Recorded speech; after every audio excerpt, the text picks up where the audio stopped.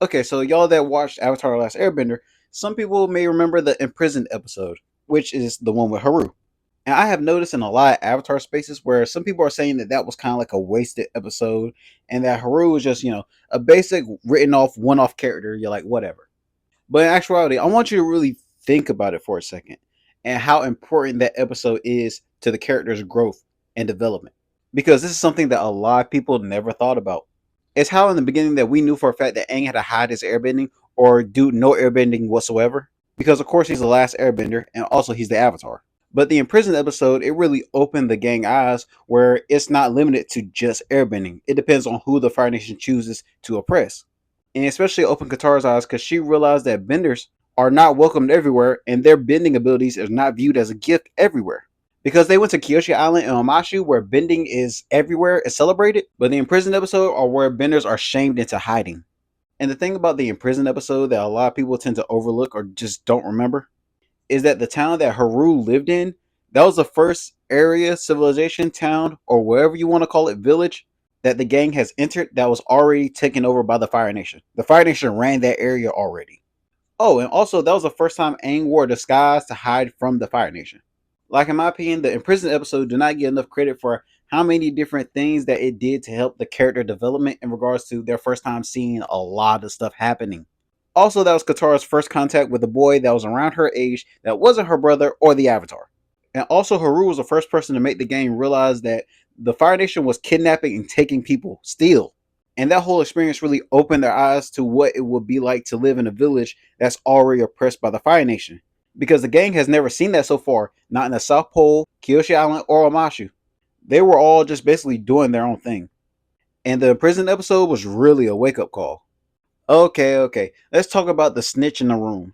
And I know a lot of y'all hate this old man right here simply because he snitched on Haru, who was literally trying to save his old raggedy tail man life. And it really makes you wonder what he was doing even near that cave that was about to collapse anyways.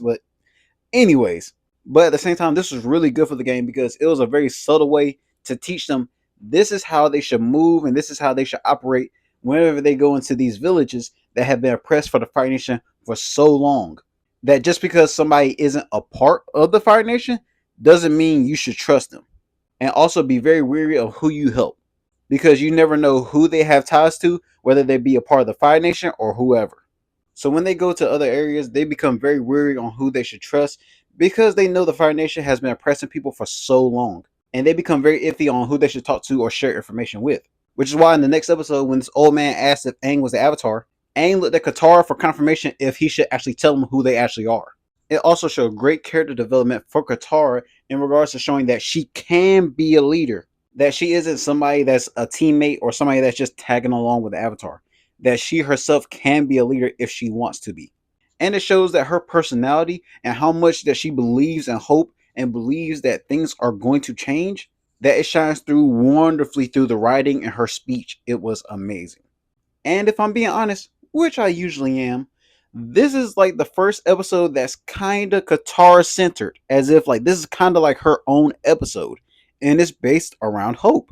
And also what she says in the intro whenever the title card comes up, where she says that she believes that Aang can change the world.